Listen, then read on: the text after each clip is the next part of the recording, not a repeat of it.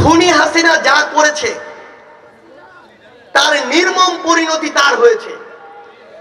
এর চেয়ে লজ্জাজনক বিদায় বাংলাদেশের ইতিহাসে এর আগে কোনোদিন কোনো প্রধানমন্ত্রী হয়নি, আগামীর বাংলাদেশও হবে না।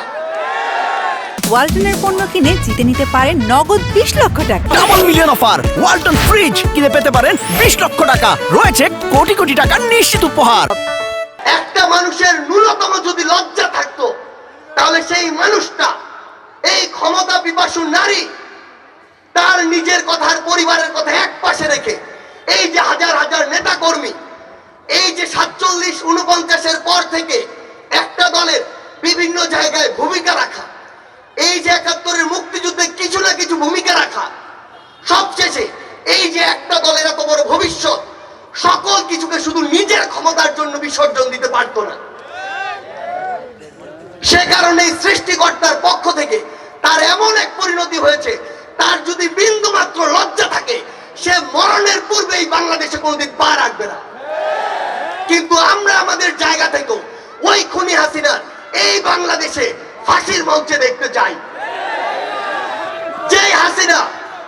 যেই হাসিনা তার পরিবারের সদস্যদের হত্যার কথা সামনে রেখে মানুষদেরকে, অনেক অপরাধী হোক কিংবা নিরপরাধ মানুষকে ফাঁসির মঞ্চে ঝুলিয়েছে, অসংখ্য মানুষকে, অসংখ্য আলেমকে বছরের পর বছর ধরে জেলখানায় বন্দী করে রেখেছে, সেই খুনি হাসিনা যখন 2000 মানুষকে এভাবে নির্মম ভাবে খুন করে, তার ফাঁসি এই বাংলাদেশে হওয়া উচিত কিনা? ফাঁসি ফাঁসি ফাঁসি চাই, খুনি হাসিনার ফাঁসি চাই, ফাঁসি ফাঁসি ফাঁসি চাই, খুনি হাসিনার ফাঁসি চাই। আমরা খুনি হাসিনা সরকার দোষরদেরকে বলে দিতে চাই, আপনারা যে তলায় গিয়ে লুকান না কেন, বাংলাদেশের মানুষ আপনাদেরকে খুঁজে এনে ওই ফাঁসির মঞ্চে দাঁড় করাবে। আমরা ভারতকে একটি জিনিস বলে দিতে চাই, ওই মোদীকে একটি জিনিস বলে দিতে চাই, বাংলাদেশের মানুষ ভারত বিরোধী নয়, বাংলাদেশের মানুষ ভারতের জনগণ বিরোধী নয়, কিন্তু বাংলাদেশের মানুষ ওই উগ্র সাম্প্রদায়িক মোদী বিরোধী।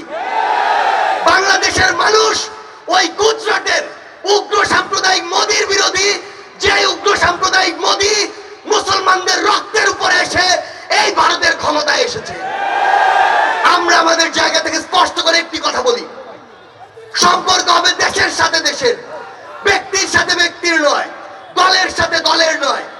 বাংলাদেশ রাষ্ট্রের সার্বভৌমত্বের বিষয়ে যদি পৃথিবীর কোন দেশ, কোন দল, কোন মানুষ বিন্দু মাত্র প্রশ্ন করার সাহস করে, আমরা তাদেরকে আমাদের জীবনের বিনিময়ে হলেও প্রতিহত করব।